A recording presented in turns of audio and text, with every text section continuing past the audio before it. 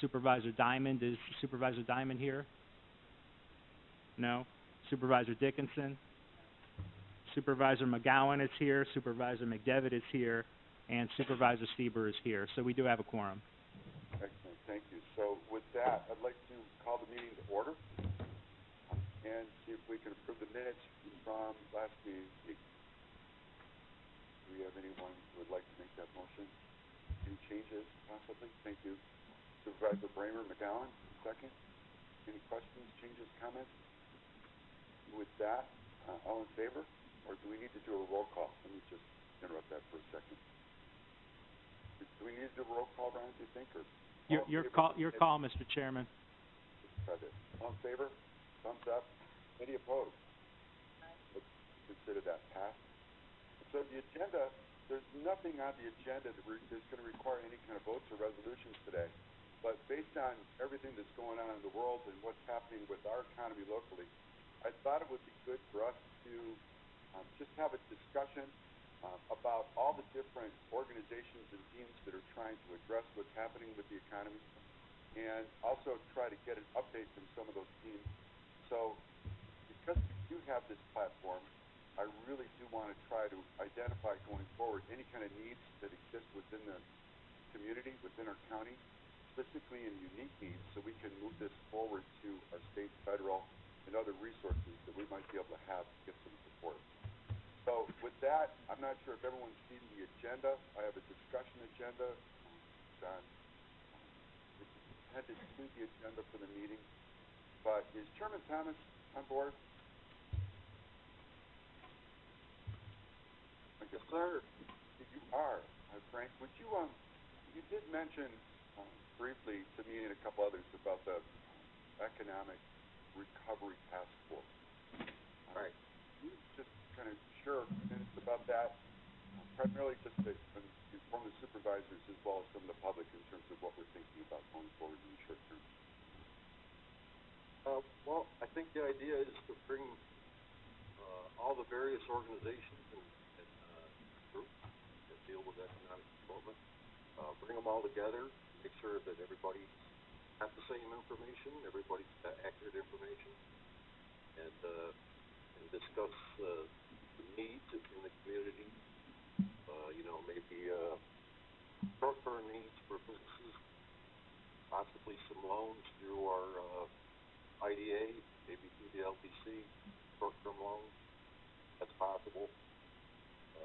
Just a conduit for information so that we can help these people either get unemployment or whatever it may be, help for their business, help for their employees so they don't lose their employees.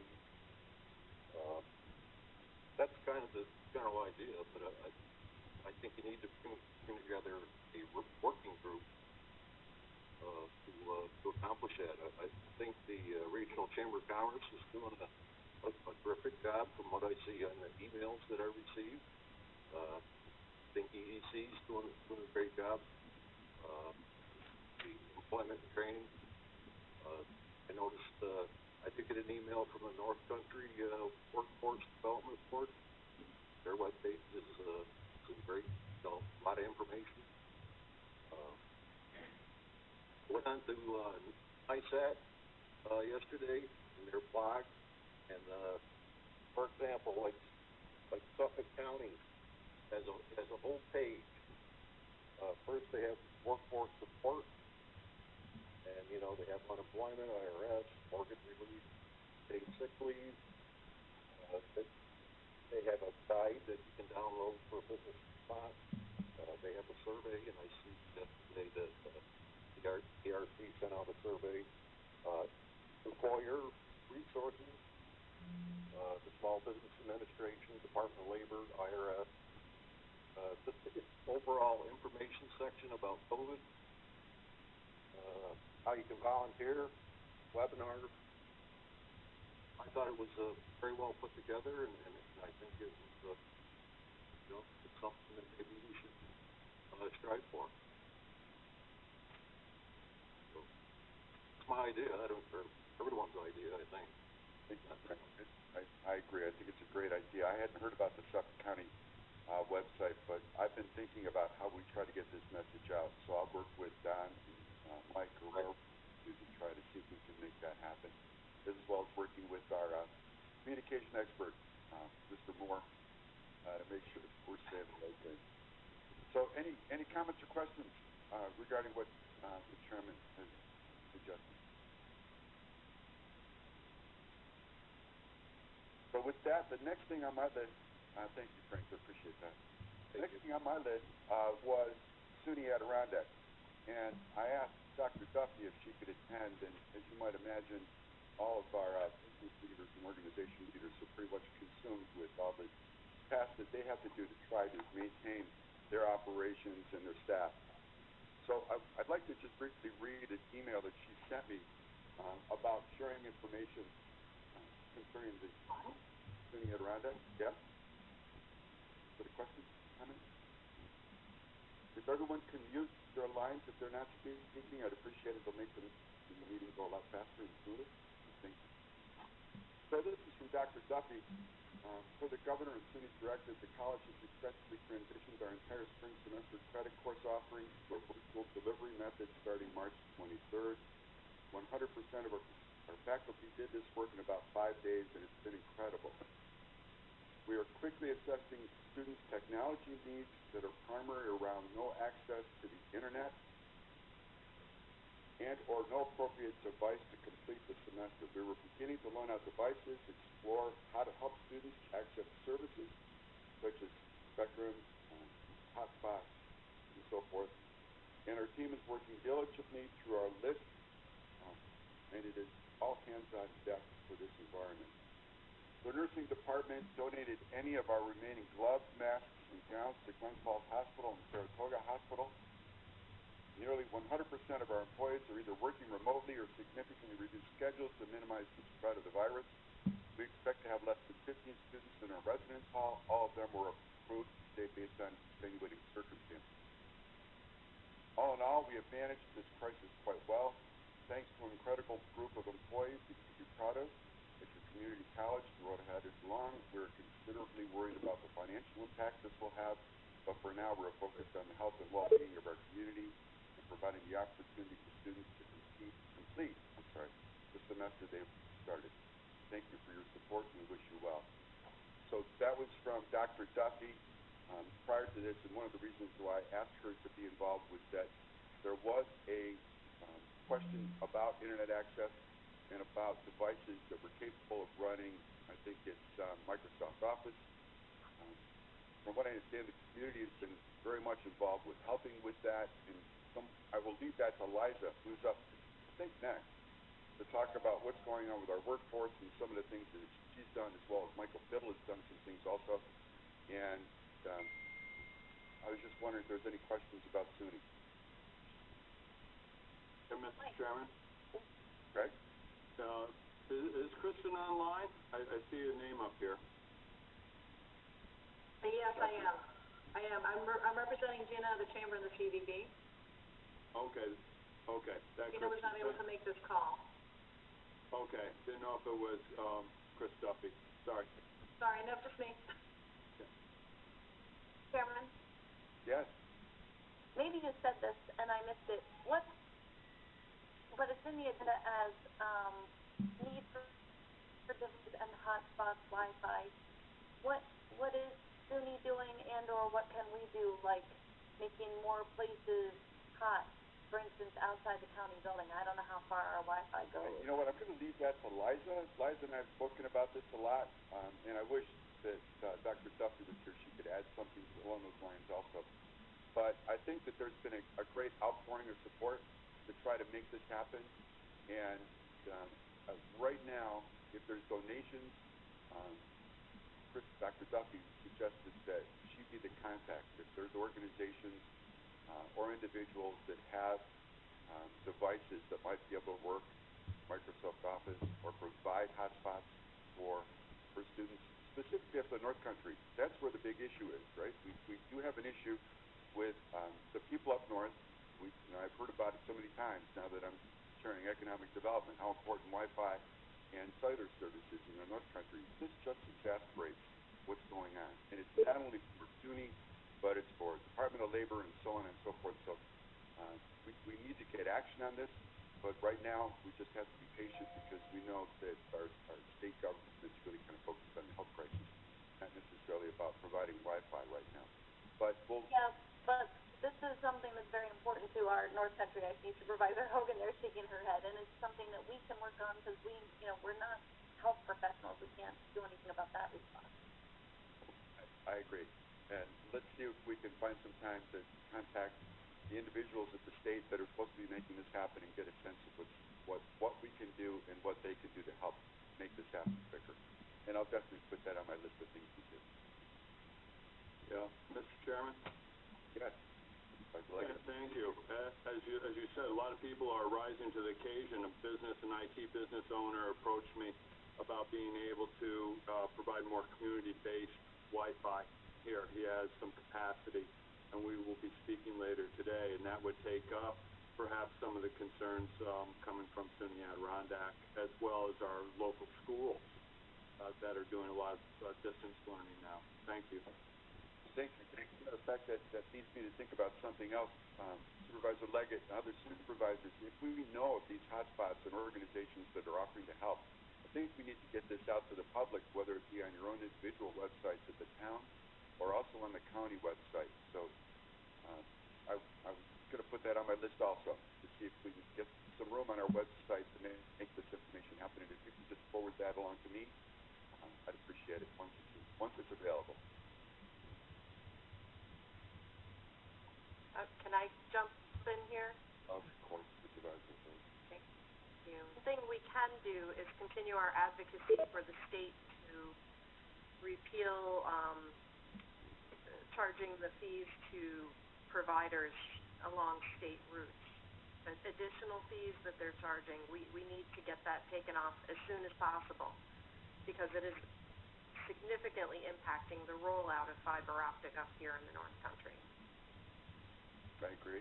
And as many of us may remember, this past Friday at the board meeting, we asked Chairman Thomas, and we approved this, for him to write a letter to the state voicing our displeasure about this. So hopefully that'll be a part of it, and it's also on our list. Thank you. Welcome. Anything else? Mr. Chairman, can I? Yes, of course. Thank you. I know I'm not on the committee, but I had a constituent come up from Long Island, and what they've done, they started a program where there were portable hotspots that people could actually take home that would work through Verizon or any of the other technologies. There may be opportunities for that here in the North Country if there was a way to locate these. Matt, could you ask that constituent of yours to possibly give me a call? And I'd like to dig into that, see if we can reach out to Verizon and find out if we can. Okay. I don't mind doing that. Thank you. Thank you. Anything else? Go ahead. I'm only going to point out those only work where there is cell service. They have an extended range, so you're right. But there are some areas where there isn't cell service from your typical cell phone. These hotspots will work. That's great. I'll look forward to learning more about those. Thanks, Matt. Anyone else? I like the discussion. It seems to be working remotely, at least for now. So moving forward, the workforce, our workforce director, Liza and I have had numerous conversations about what's going on with unemployment, what's happening with Department of Labor, what's happening with our training center. So I'd like to have Liza give us a brief update in terms of what she knows, what's happening, and any type of additional resources that we might have for the public. So Liza, are you there? Do you mind? Liza? She's muted. Unmute.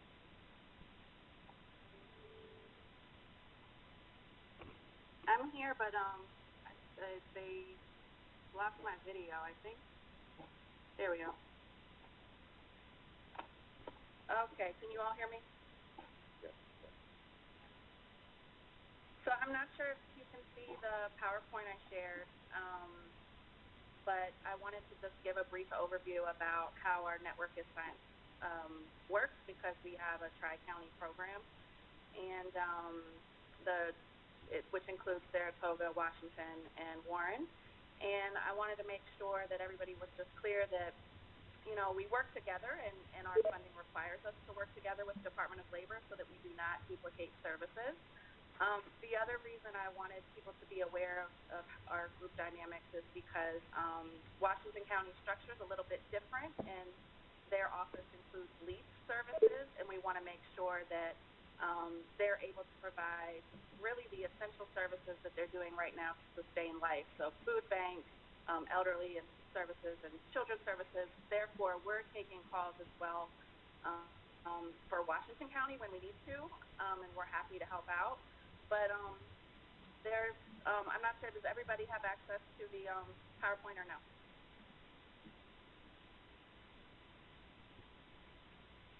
Liza, can you put your screen by chance or not? No. Yeah. Tammy was going to try to share. But it's okay if you don't. I was able to pull it up. Oh, great. Okay.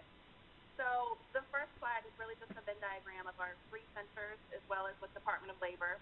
Thank you, Tammy. So you can, or on the second slide, I'm sorry, is the Venn diagram.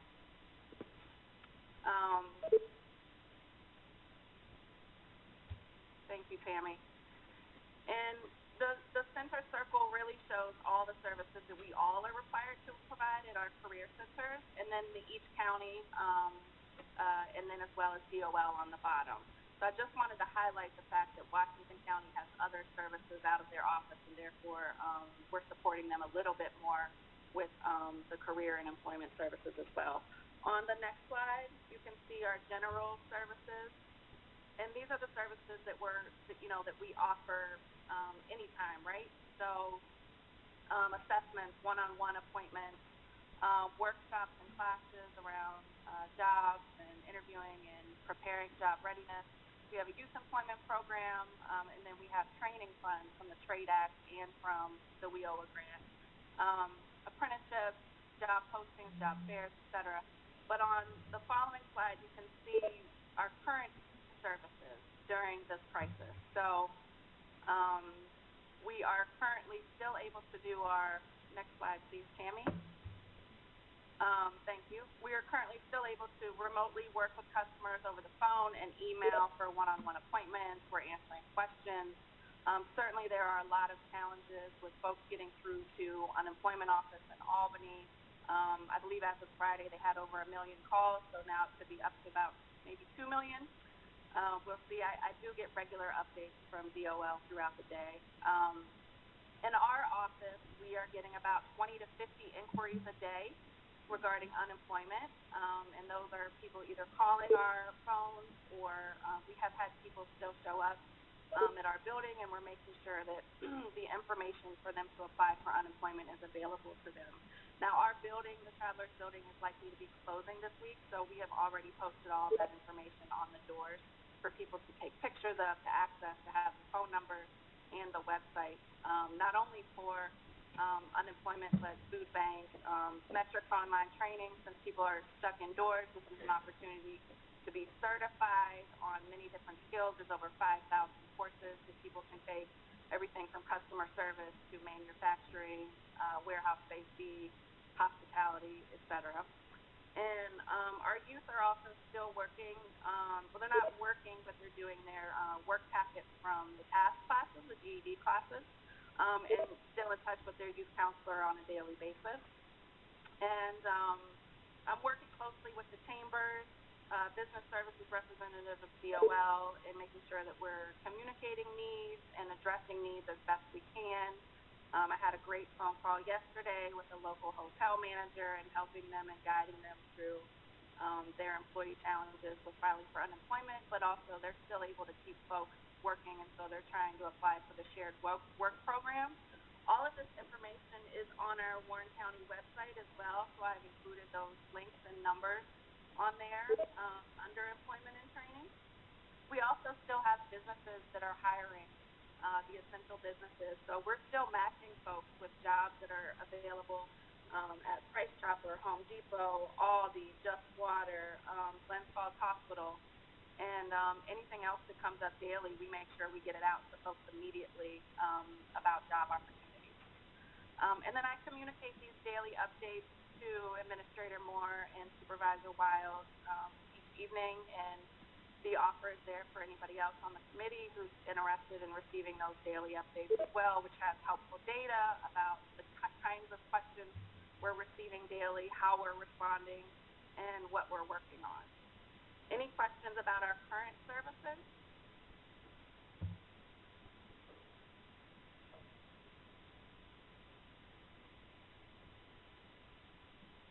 All right, so if there's no questions about our current services, moving forward, yes, I'll add you, Supervisor Bramer, to our list. Thank you.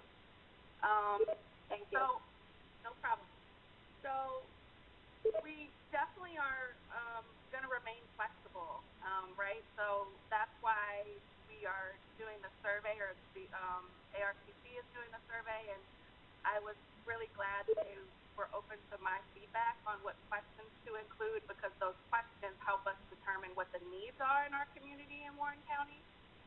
And Mike Biddle can share a little bit more about the survey and what responses, they're already getting, which is great that people are responding. So that information from the survey will really help us assess what the needs are, and then meet those needs as quickly as possible.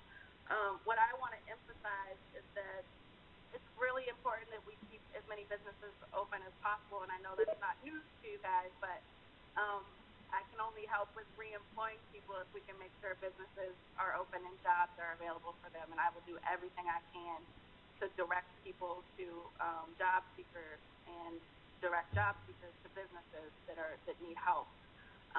So we need to find every way we can to keep as many businesses operating. That's why I've been making sure that as many businesses as possible are applying for the shared work program, so that even when they're limiting hours for their employees, they're still keeping employees, and their employees can receive part-time or partial unemployment insurance for now, while also still remaining an employee at their place of business. Our workshops and classes will probably be adjusted afterwards in the recovery efforts, so that we can focus on the subjects that are most important. We might have to expand or decrease size depending on the needs then, and the frequency. And then I'm currently phone interviewing candidates to hire for the 2 county positions that you learned about last month's meeting. And DOL in our office is also in the process of hiring 2 people. And these plans were already in the works before the crisis, so we're happy that we will have additional help after the crisis. And then we'll return to all services where we can have people in groups with job fairs and workshops and classes. Our social services partnership is critical, and many of those people who had barriers to employment may have even more barriers now. Some of those referrals that we had from social services, many of them actually got jobs, and we were so proud of them in the last month or 2, and some of them really relied on transportation, and now there is not transportation, so social services is paying for cabs for some folks to get to work. So transportation was and remains one of our biggest barriers, and we'll focus a lot on that as well during the recovery stage. I'm happy to take any questions.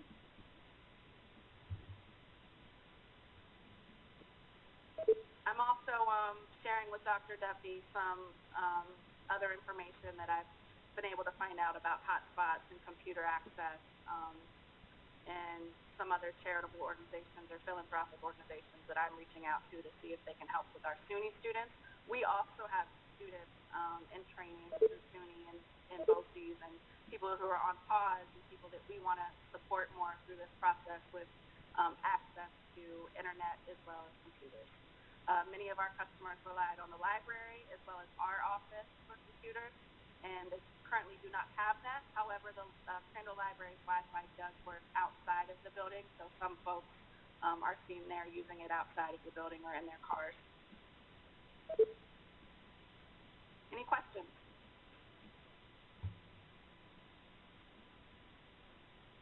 Mr. Chairman? Go ahead. Supervisor Leggett. Thank you. Liza, thank you very much for that presentation. That bulleted out very well for us to see what your office is doing and how we work with the other counties as well. And thank you for putting that together. And definitely, your office is going to be earning their keep here, and well, starting yesterday. Absolutely. And when it is safe for everybody to return to normal business and our building is back open, I welcome folks to come see our space. We're working hard on making sure it's a welcoming and inspirational space and less maybe institutional perhaps. And also you can see our services in action. So people are always welcome once we reopen. Thanks. Any other questions? Liza, thank you. Don't go away. Yep. We talked, it was yesterday, maybe the day before, the same kind of conversation we were talking about SUNY and the students getting access to the internet and devices. We also have the issue with unemployment and people in the North Country or people here within the counties that don't have devices, that don't have internet, that may not have a friend that they can rely on that would have a device or internet. What are we doing to help those people right now, if anything? Yeah, I reached out to social services to see if they had heard from any of their customers about that being one of the biggest challenges, and they didn't have too much feedback for me yet, and certainly it might be because those people don't have a way to communicate right now. But they are still, social services is still open as well, so they are still taking calls and appointments through Windows. I did share with Dr. Duffy this morning and a few others about Internet Essentials, which is a derivative of Comcast, and they're working closely with Spectrum to make sure that they can provide internet to folks who can't afford it. They also have some low-cost computers available, so if we can find folks who are able to help cover costs of computers, there are ways to get them. I'm happy to send that link out, although Supervisor Wild, I believe you have it from email this morning if you wanted to share that with anyone. Thank you, Liza. My only question is, what is their bandwidth, and are we going to overwhelm them if the whole North Country starts asking for help? Yeah, that's a great question that hopefully they would be able to answer. Internet Essentials, but unfortunately I'm not able to answer that about bandwidth.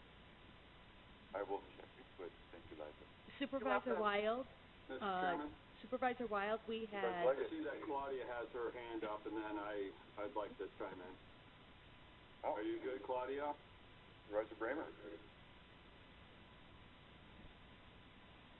Sorry, it takes me half a second to unmute myself. Thank you. I was trying to behave and raise my electronic hand per Supervisor Hogan's request that we try to do that so we can have a little more order. I don't know if you can see that though, Chairman Wild, where we have the... Thank you. I should scroll. There's a lot of people on the line. I know. I was wondering that. If your hand goes up, does your name go to the top of the screen? I don't know. We'll have to learn about this together. Yeah.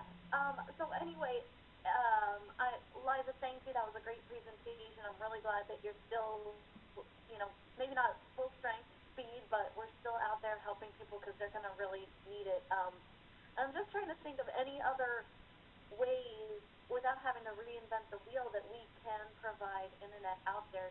Like, I don't know, maybe I'll talk to City Hall if they have wireless that goes outside the building, and other government-owned buildings, or our partners like SUNY Adirondack, like the Culinary Center, or places throughout the county like that where we can provide more hotspots immediately without having to go through a whole bunch of hoops with the internet providers themselves. So I hope everyone will keep thinking about creative ways like that too. And the other thing I'm curious about is, now that the Glens Falls transportation is not moving, you mentioned about cabs for people. Is there anything else that we can do? And are the cabs only for people who qualify for DSS? Like, what if our working people don't qualify for DSS, but they need transportation? Is there anything out there, like, are we doing any kind of like Uber, I don't know, together? Yeah, that's a great question. I know that the Deputy Commissioner of DSS was also thinking about Uber. I spoke with her yesterday. it's important to know that there are several departments who have budgeted for transportation, and this is one of the things I was working on as well before the crisis, because we have transportation line, a budget, DFS does, I know public defenders do, and so transportation was definitely a challenge before, and even more so now. So we are looking at Uber and Lyft, and for our program, if somebody needed transportation to a job interview, yes, our office can cover that. I can't speak personally for DFS. They'd have to speak for what services and who's eligible for their transportation support. But where we can help out, we do.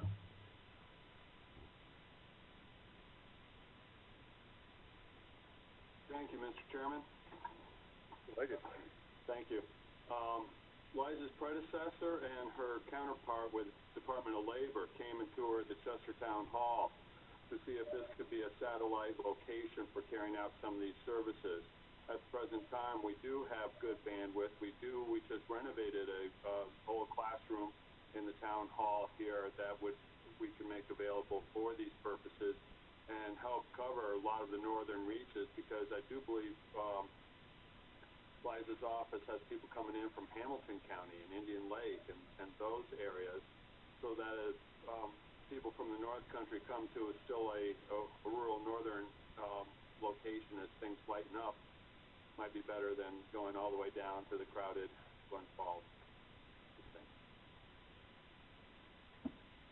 Thank you, Supervisor Leggett. Liza, would you mind seeing and coordinating with Supervisor Leggett in terms of Yeah, thank you. I did email with him yesterday which day, I can't remember what day it was, but all the days run together now. We were in communication about that, and I really appreciate his offer. I certainly want to be able to do that. I also still have to think about keeping my staff safe and healthy. I do have staff who are older and staff who have underlying health conditions, and so if we can figure out a way to offer more services while still keeping staff healthy and safe, I'm all for it. Awesome, thanks. And social distancing and disinfecting of equipment and shares would probably be a high priority. I hope we can do that. Absolutely. Any other questions for Liza? I'm scrolling down and seeing no hands raised. Liza, thanks so much. I appreciate it. Be good, be well. Well, it looks like Ryan wants to say something. Mr. Moore? Yes, I'm sorry. I had to take a call from Brian LaFleur. So I apologize if this was already covered. I just wanted to ask what the response has been from our Workforce Development Board. Are they working well with you? Thank you for that question. I would say that members of the Workforce Development Board, some of them are being more proactive and sharing what they're doing. Workforce Development Board leadership just asked for all the members to share their initiatives and so that they can post on the website what everyone is individually working on. I will say there's room for growth in terms of coordinating and collaborating and developing a plan. Okay, thanks for working on that. Sure. Any other questions for Liza? Liza, thank you so much. I appreciate it. I think it was very valuable. You're welcome. Whoever else is here. Just a little housekeeping. 4 more things on the agenda. Ed Bartholomew. Ed, hopefully you're online. You'll be next. Michael Biddle to come in, talk about the chamber. I've got Joanne Connolly. Hopefully Joanne is still here to talk about what's going on with tourism, because it's such a big part of our economy. And then I'd like to add something about an opportunity that I see. So, Ed, if you're available, can you kind of give us an update of what's going on at state and federal levels that might be of interest to our business community here?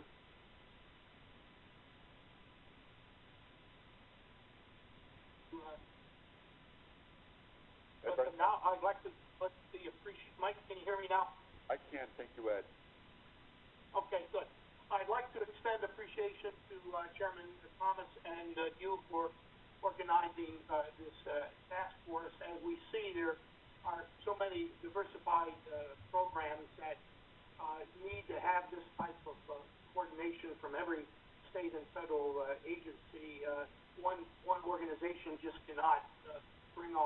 together.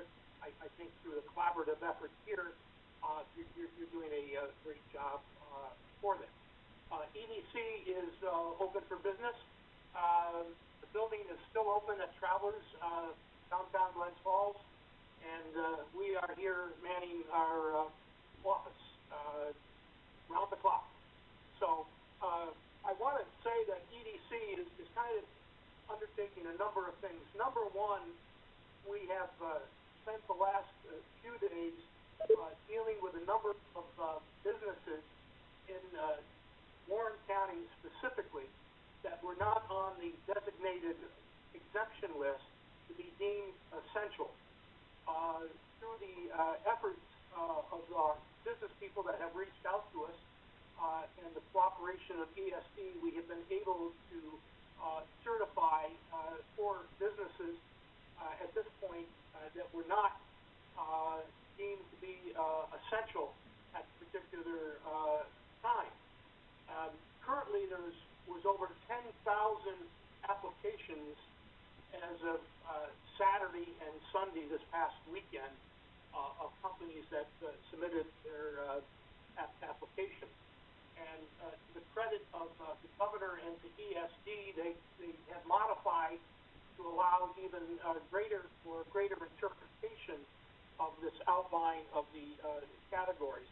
So that has been devoting a lot of our time and energy in making sure these businesses, and we're working on 1 or 2 more as we speak in the Glens Falls, Queensbury area that have a sizable number of employment opportunities. So that's our priority the last few days. We are shifting to the issue relative to our oversight with the Warren County Local Development Corporation in terms of having to immediately address the 8 loan recipients of LDC who are in the process of contacting us.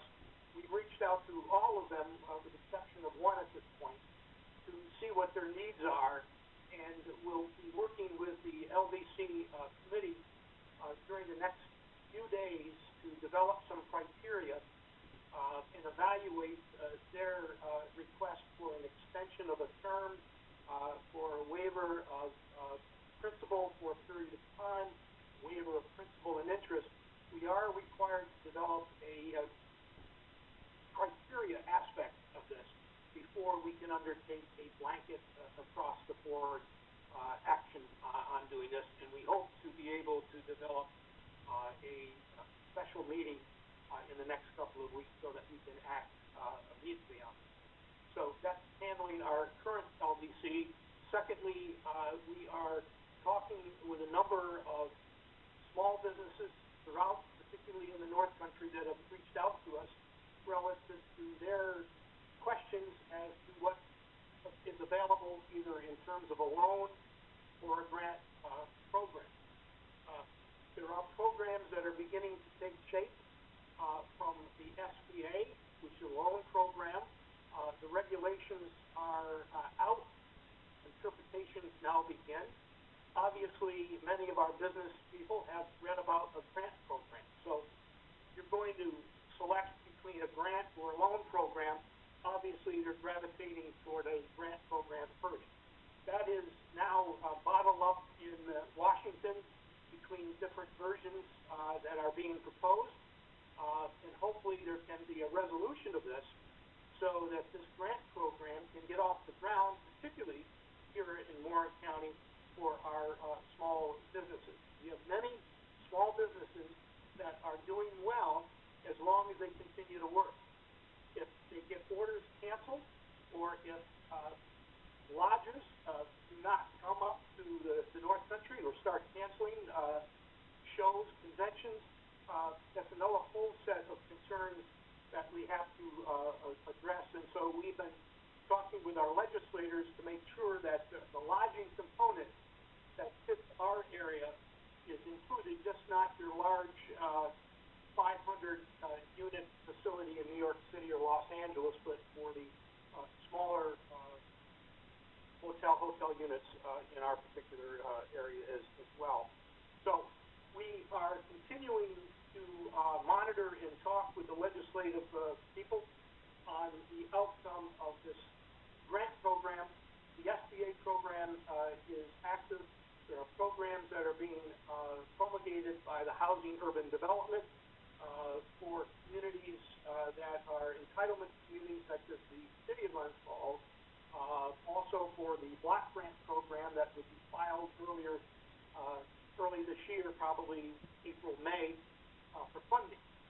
Concern that, we're beginning to see is that because of the large deficit, that is, occurring and will occur with the state, there's a possibility that the, economic development programs such as the DRI, which is $100 million a year, and more importantly for us now, the DRI, besides the DRI, the Consolidated Funding Administration, the CFAs that come out in the summer, there may be those may be cut.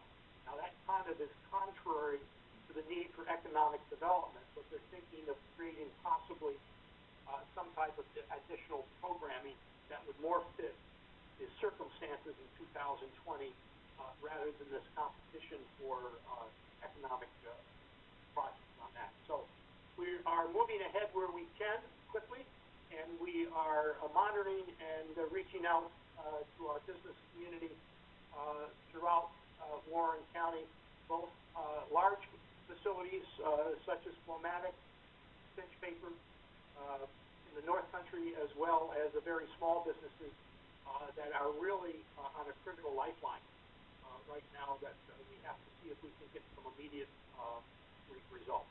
So that is a brief summary, Mr. Chair. Ed, thank you so much. I do have a question for you, and this is about the grants.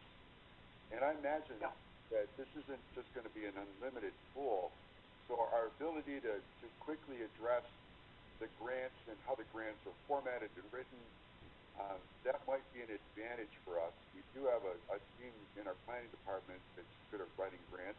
I think you have some success in writing some grants. Is this something that we need to think about preparing for? Maybe not now, well, but go ahead. I'm sorry. Yeah, I think yes.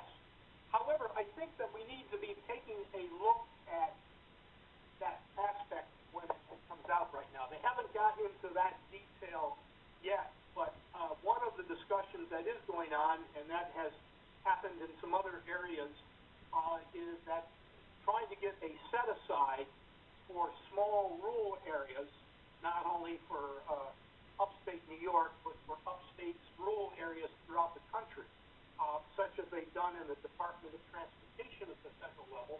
They've allocated almost a 50-50 split between urban areas versus rural areas. That gives a fairer shot to our areas. And so that concept is being floated in Washington relative to that right now, but they have not gotten into that detail. The big issues are dealing with the airline industry has put in a major request. The trucking industry has put in a major request. The lodging industry is going forward, just to name a couple. And also, what do we do with municipalities, as well as small businesses and so forth. So I think it's appropriate to keynote that issue, Mike, and just kind of start talking a little bit about it, how we would collectively address this so that we're all on the same page together and working. And I concur that Wayne and Patricia have had a good, very good record at the county level. I feel that we can assist them and add to our ability to work on the grant writing and, if necessary, to supplement that. So we're ready to go.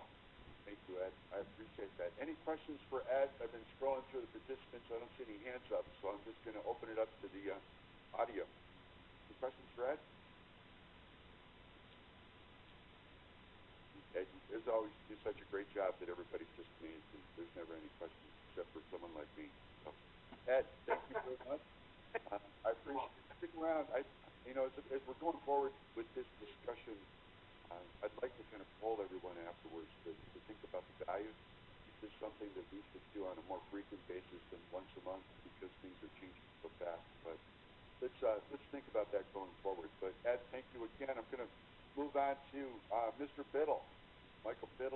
Adirondack Regional Chamber.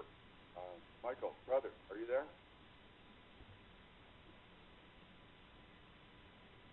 Something so early. I'm here, Chairman. Can you hear me? I can, thank you. It's all yours. I lost my 18-year-old IT tech. He went back over to the house, so it took me a second to get online. Mr. Chairman, thank you for having me. Chairman Thomas, thank you so much for putting this together. Thank you, many thanks to Ryan Moore for taking my calls at 4 in the morning and 11 at night and responding promptly and picking up the phone. It's been great working with you, Mr. Moore.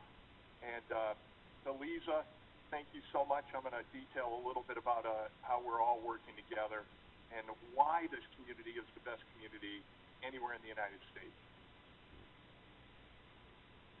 So to start, your chamber is most of our 778 members are located in Warren and Washington County, and of course I'll focus on what we've been doing in Warren County. Starting with, and if some of this is a repeat to what the great presentation that Ed gave, please bear with me, I'll go thinner on those.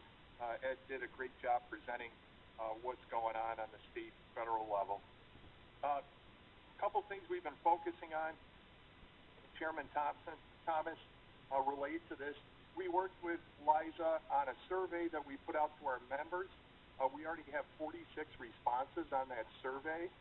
That survey asked, how was business before this pandemic? How is business now? And more importantly, what do you need?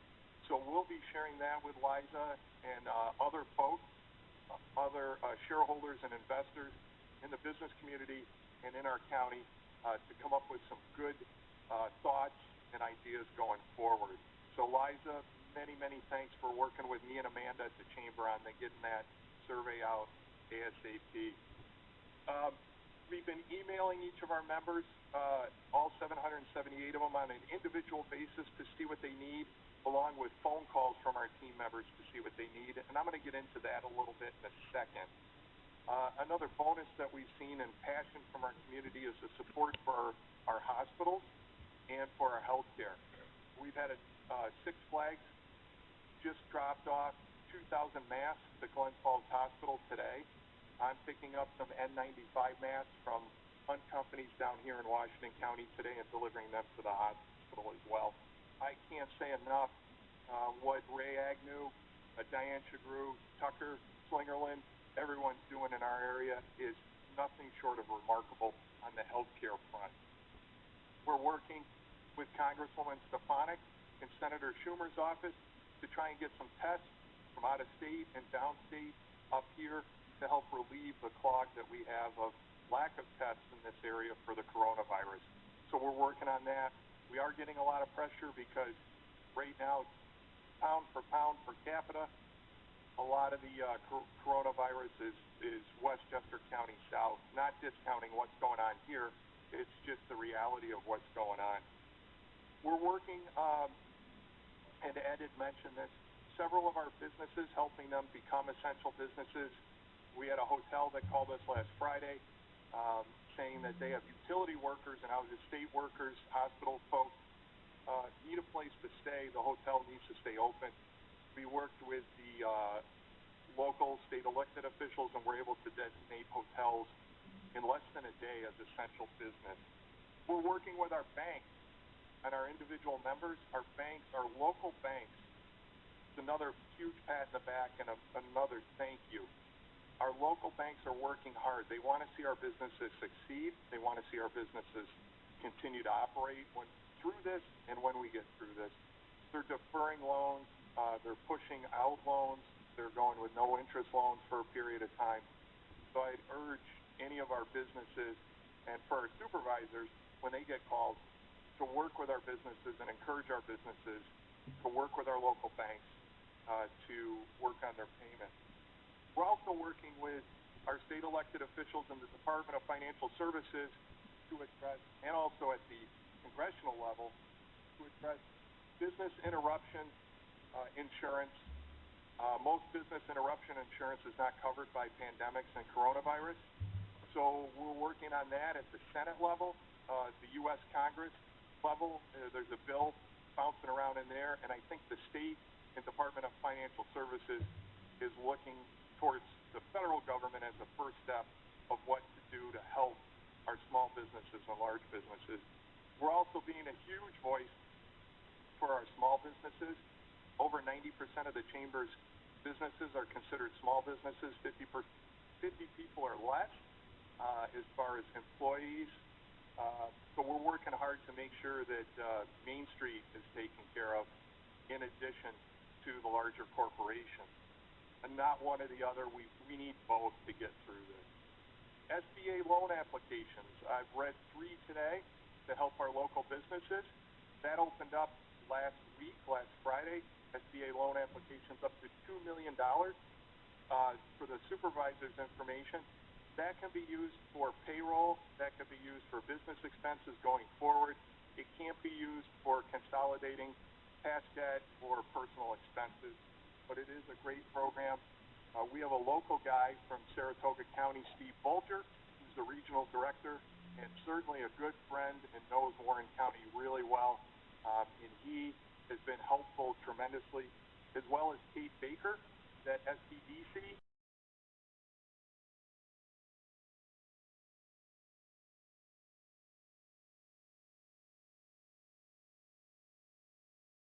The other piece is, and also a shout out to Dr. Schutze. I don't know if you all know him, dentist out of Queensbury, longtime community involvement. He is gathering masks from the dentists around the area, and he is a go-getter. He will get it done and delivered to the hospital. We also had a wonderful interview with Congresswoman Elise Stefanik last Wednesday, which is online. Some of the conversation is a little outdated, but much of it is not.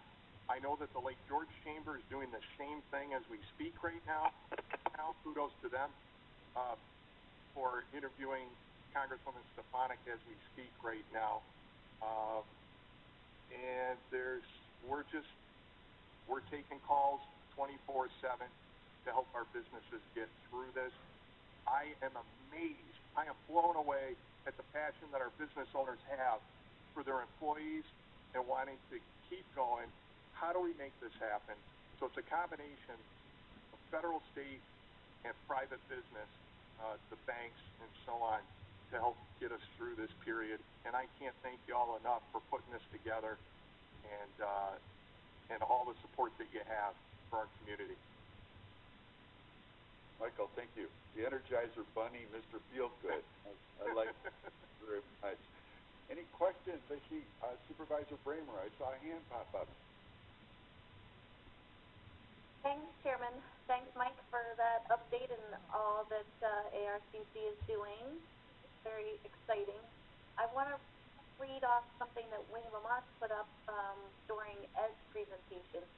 He said he wanted to say another point is that we are working with the state to ensure that the existing grants will be extended and we will not lose funds. I'm not exactly sure which grants that means, but I think that's a really good point. People are not going to be able to expend all their money right now.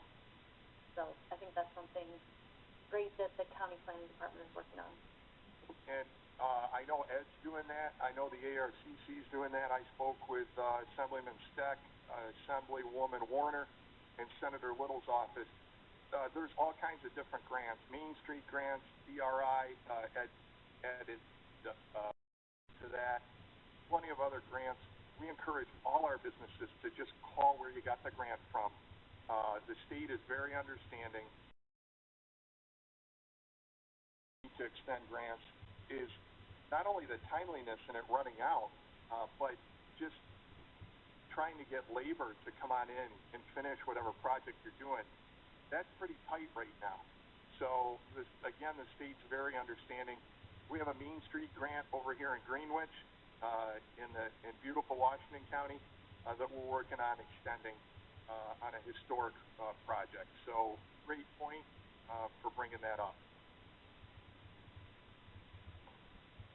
Thank you, Supervisor Brainer and Mike. Any other questions? We're going long. Let's move forward. Michael, thank you again. If you can hang on, that's fine. If not, I understand. We'll talk later. Appreciate you much. Thank you, everybody. So next on the list is tourism. Joanne and I spoke yesterday. She was going to talk about some of the things that are going on in our tourism industry and what we're doing to help promote it. I know Kristen was on the line. I'm not sure if she's still here also, but if you guys can maybe coordinate some kind of message to let us know. Yeah, I'm still here, Mike. Fantastic. So, Joanne, would you like to kick it off? I am here, Mike. Thank you. So I will address, for my part of the presentation, how we're moving ahead from a tourism promotion point of view. So when I was thinking about this, it helped me to break it into phases. So I'm looking at, right now, phase one, we're still in crisis mode. So we have currently paused all of our paid media.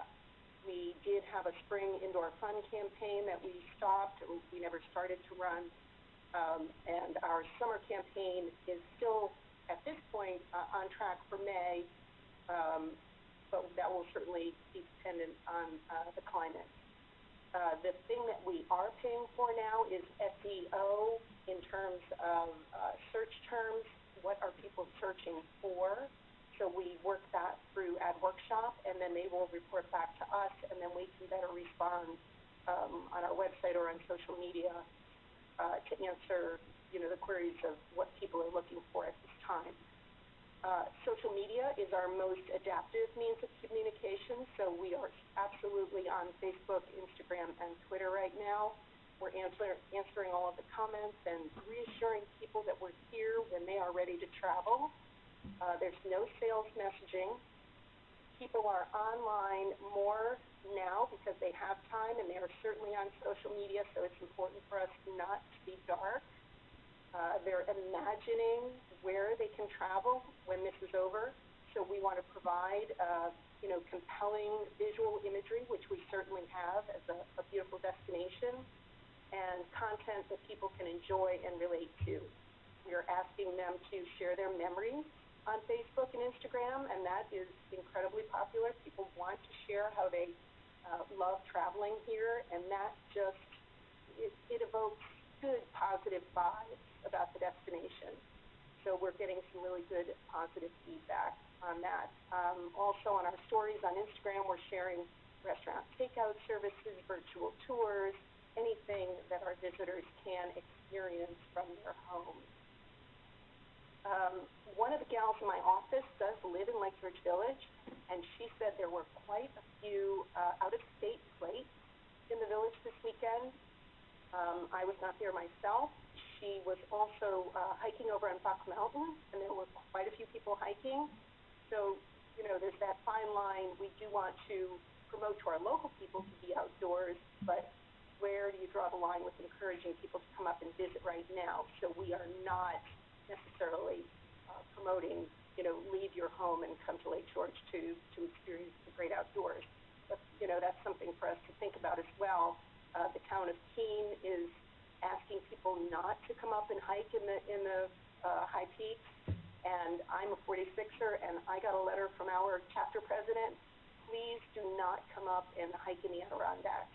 Hike in your own backyard right now if you need to get outdoors. So just, some interesting things to think about.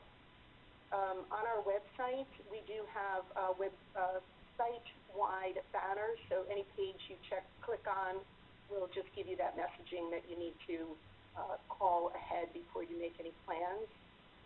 All of our events and listings will either carry a cancellation or a postponement message if we are aware of that. Content on our homepage at this point is pretty outdoorsy in general. Again, no specific hard sell call to action. And we are creating some content if we are aware of virtual tours or videos that our guests can experience now from the comfort of their homes. We do have a contract with AdWorkshop, as I know you're all aware of, and they had a forum last week just suggesting PR, social media, and website messaging, and they will follow up with that again in another week as things change, and just helping all of us in the industry wade through how we should be promoting ourselves at this time. So probably not unlike all of you, there are many industry webinars. So I Love New York, I was listening in on last week, again tomorrow, Visit Adirondacks, Destinations International. Kristen, I'm sure you're on that call. I was on the call with Elise Stefanik in ARCC. All of that is just helping me understand what my peers are doing in the industry. So I will continue to listen in as much as possible. My tourism committee will remember that we subscribed to the Smith Trend reporting, and last week while I was still in the office, I did reach out to Smith Trend, and we set up a report that I will receive weekly now versus the monthly that we have been receiving. I will receive the monthly, recap, but the weekly report will give us a little better idea of what is going on, in the most recent past with our hotel properties. So I will share that with my committee as these reports start coming in. In terms of being in touch with our stakeholders, I only sent out one message last week, and I have another that I do plan to send out this week. I know that everyone's email boxes are inundated with COVID updates, so I don't want to be redundant of all of the other good work that's out there, but there are things that I do need to share with our stakeholders. I will query all of our event organizers. We've also been on phone calls with them just to see, who still has major events taking place and who does not. I will share that Warren County has a new county Facebook page that Don Lehman has created so that our stakeholders know that they can, check in and get up-to-date countywide information. I did read that Facebook will be making small business grants available, so I will include that link. So it's things that are tourism promotion related that our stakeholders would be interested in that I would like to share with them. So moving into phase 2, that would be... Joanne, yes, sir? Well, for a second, Yeah. I'd like to see what some of this information you just mentioned, about the Facebook page on the website, that we can kind of keep a rolling kind of reference for all this information. I'm not a Facebook user. I look at it every once in a while, but I'm not one of those people who monitors that. So I'd like to see if we could make sure that there's some coordination. And I know that Don is probably in the meeting, Don Lehman. Maybe we can talk about this a little later, Don, but I'd really like to get some of this information up on a website that's specifically related to what's happening with our local economy. So I'm sorry to interrupt, Joanne, but if you could just forward some of that stuff regarding to the website also, website portion. I will. Thank you. So I'll just move into phase 2 a little bit, and I'm viewing that as when the curve begins to flatten. Unfortunately, I have CNN on in the background, and Governor Cuomo is telling us that the curve is still increasing and not flattening as expected. But looking ahead to phase 2, when the number of cases begin to drop, that's when we need to be ready to pull the trigger and begin that re-engagement strategy. It's not like there was a natural disaster in one single geographic area. All U.S. destinations will come back online at virtually the same time. So our messaging has to be, how do we set ourselves apart from all the other wonderful vacation destinations there are in the U.S.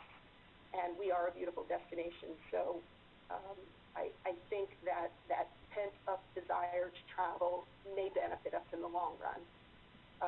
Longwoods International is conducting a travel sentiment survey, which I will eventually have results of. What are people's desires and intentions once this is over? Do they plan to travel? Do they plan to save money and staycation at home? And that will help us with our engagement strategy as we move forward. And certainly other high-level things, we will ramp up all of our social media messaging and PR. we'll work with the CVB, work with Isle of New York, Visit Adirondacks, and all of our industry partners to get this re-engagement strategy back on track and moving us forward. Phase 3 would be we resume advertising, but that is probably, you know, a little ways down the pike in terms of back to normal. So I'm focusing on phase 1 right now, but certainly phase 2 is what we're working on internally and with our industry partners, and looking forward to phase 3. Thank you.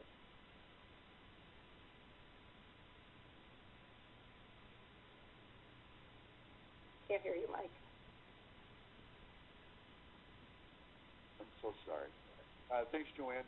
Kristen, do you have anything you'd like to add regarding what the Lake George Regional Chamber and your membership are doing and thinking about this, coordinating with us? Sure. Can you hear me? Thank you. Well, thank you for the opportunity to jump in on this. And we apologize Gina couldn't make it. She's actually on another call, which is, we're all in virtual calls now.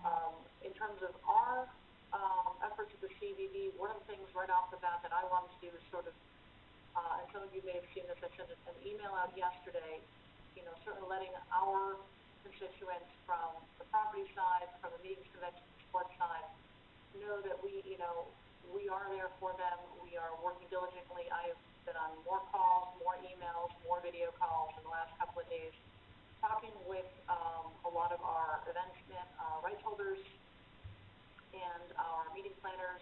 There's been a lot of cancellations already.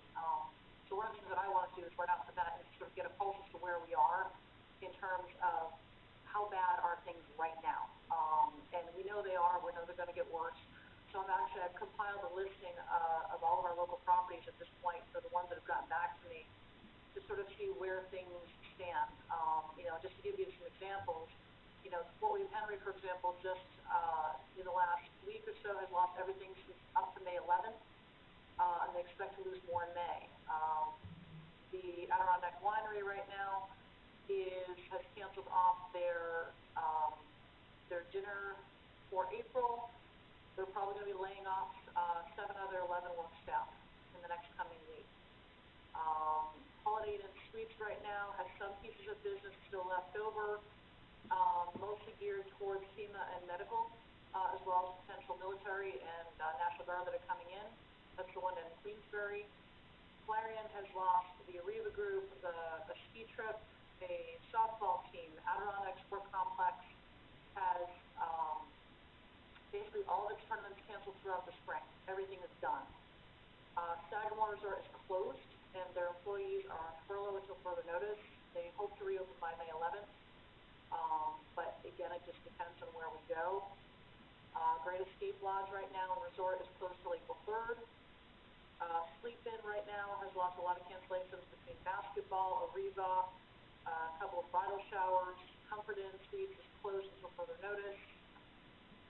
Inner Earl West has pretty much furloughed and laid off all of their staff except their director of sales and guest services until the 20th.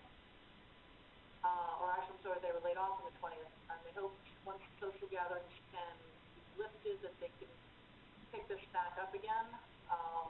For Marriott, major staffing affected.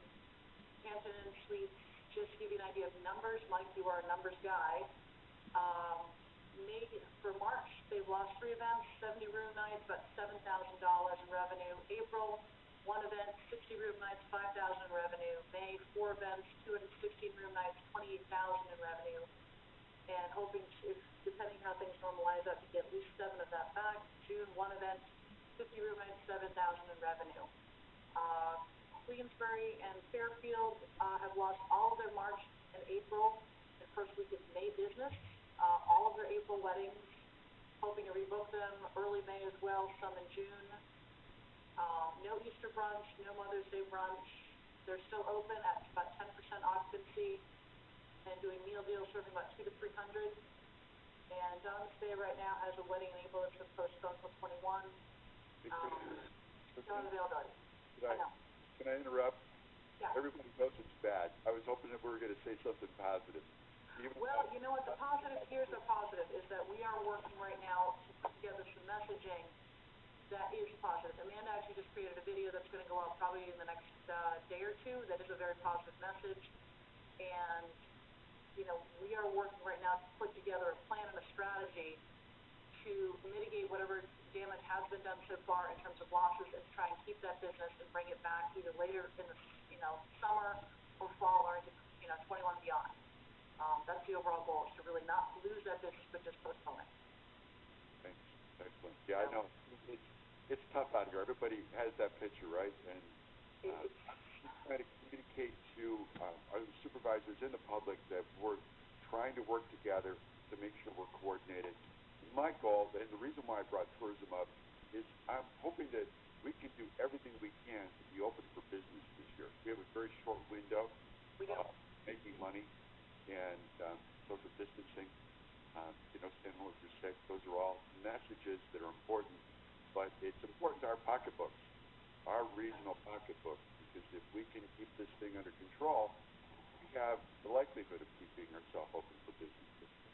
We do have one other issue that I want to bring up, though, that is important for everyone to hear, and we talked about this in our conference call earlier, is that we are seeing a number of second homeowners coming up and reopening their houses here, which is a bit of a challenge. It could put actually a challenge onto our medical and healthcare folks. If people are moving from out of the city or downstate or wherever and reopening these facilities, you're adding transient people coming back and forth when we're not supposed to move. So that's just a concern that we found. We've had some discussions about that. I'm not sure that there's any consensus from the board. There might be consequences. The other homes, they do pay taxes for them. Hopefully they're being smart and they're not coming up with being sick. But I heard one of the supervisors mention some time ago that it's awesome that they feel that this is a safe place to be. So that kind of leads me into the next thing on my agenda. But before I do that, I wanted to open this up to see if there are any questions from the supervisors. I see Supervisor Bramer has her hand up again. I'm getting it, Claudia. Go ahead. Claudia, your hand's up? Thank you. Okay, am I unmuted? I think I am.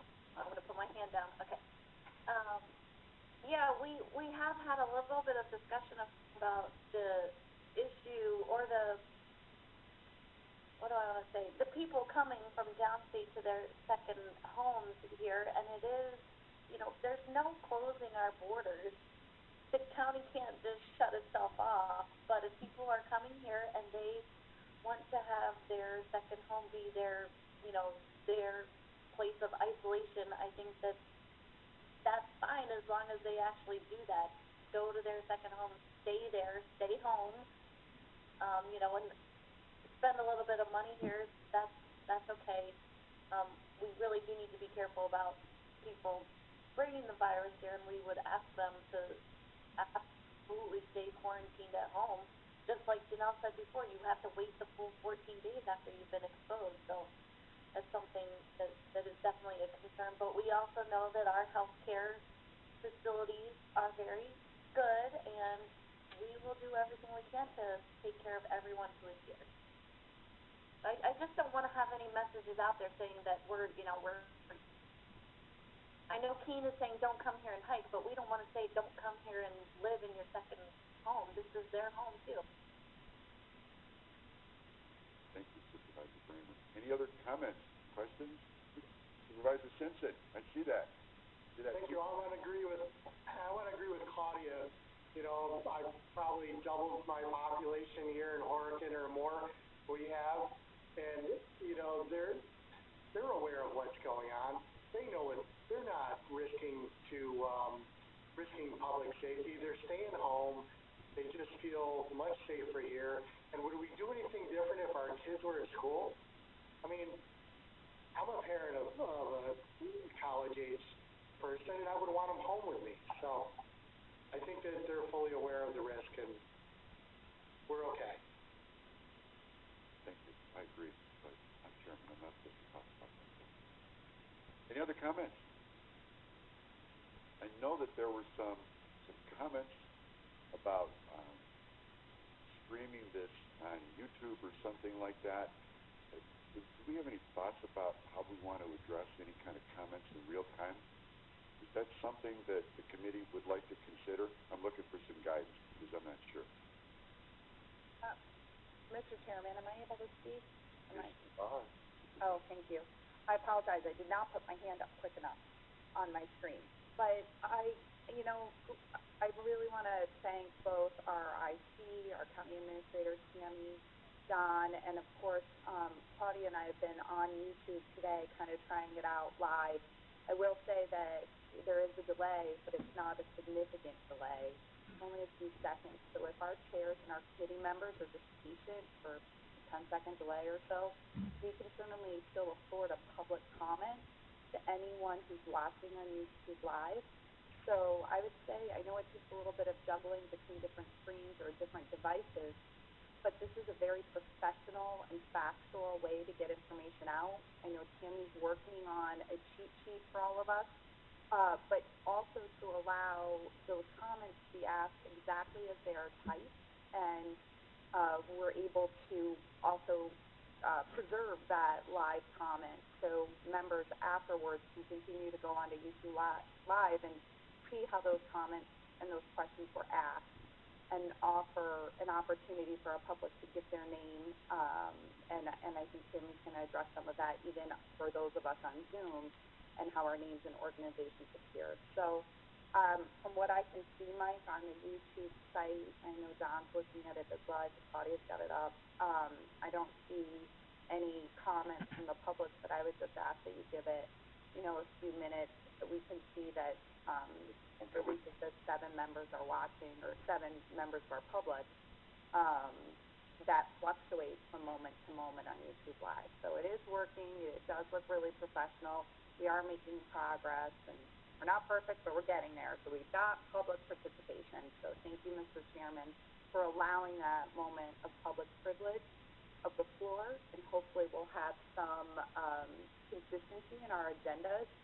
Perhaps we can allow it at the beginning and at the end of meetings, but there is absolutely no reason we can't include our public. I would argue we need to include them now more than ever. So I appreciate that opportunity, Mr. Chairman. Thank you, Supervisor Seeger. I agree. I think it's important to be able to get the message out. I'm not sure about what that would do to our meeting and what the rules are. With that, I'm going to defer to our administrator, Mr. Moore, but I did want to go back for a second. There's something that Kristen said, and I want to make sure that the public, if they're listening, understands. She mentioned that one of the motels was having capacity being utilized by the National Guard. I don't believe the National Guard is coming into our area. I think they're here because we have a regional facility here in Warren County that they use to mobilize. But if maybe Mr. Moore, Ryan, can you elaborate on this and maybe get to your comments if they're still available? I can't speak officially to what the National Guard is doing here, but what I can say is that in other areas of the state, the National Guard has been deployed primarily for the purpose of ensuring that hospitals are expanding capacity.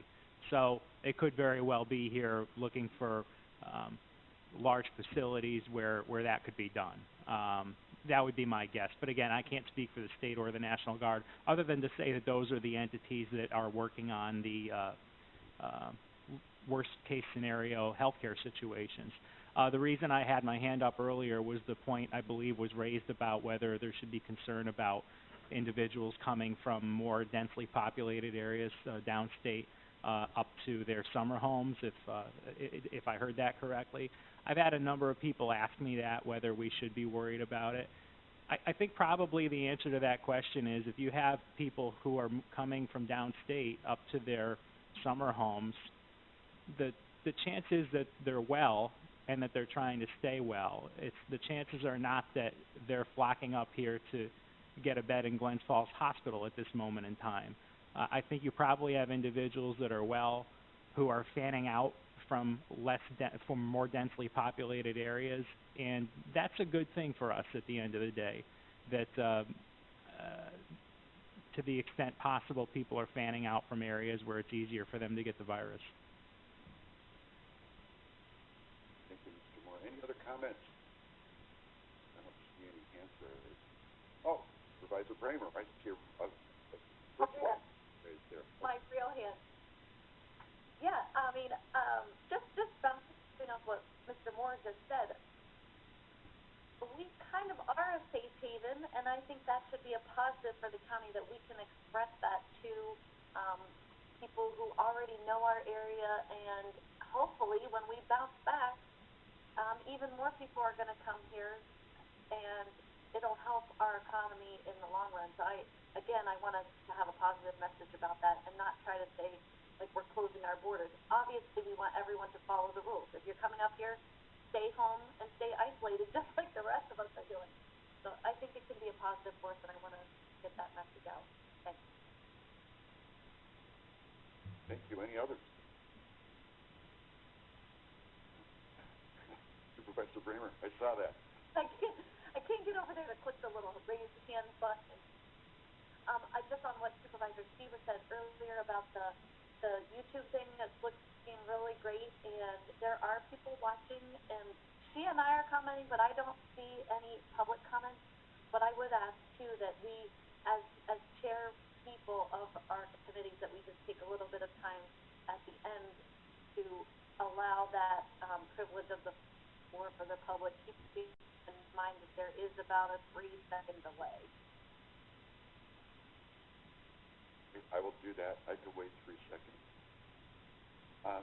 Anything else about what's happening with tourism? Again, it's a really big part of our economy. It impacts all of our pockets.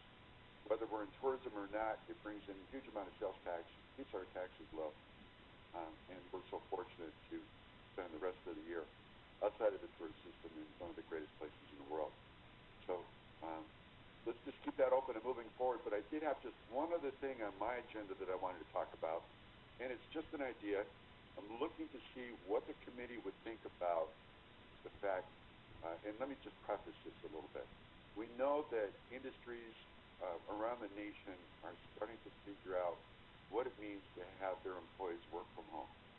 I've done this for years, living right here in Warren County, working from my home office. There's a number of individuals that are doing that currently today.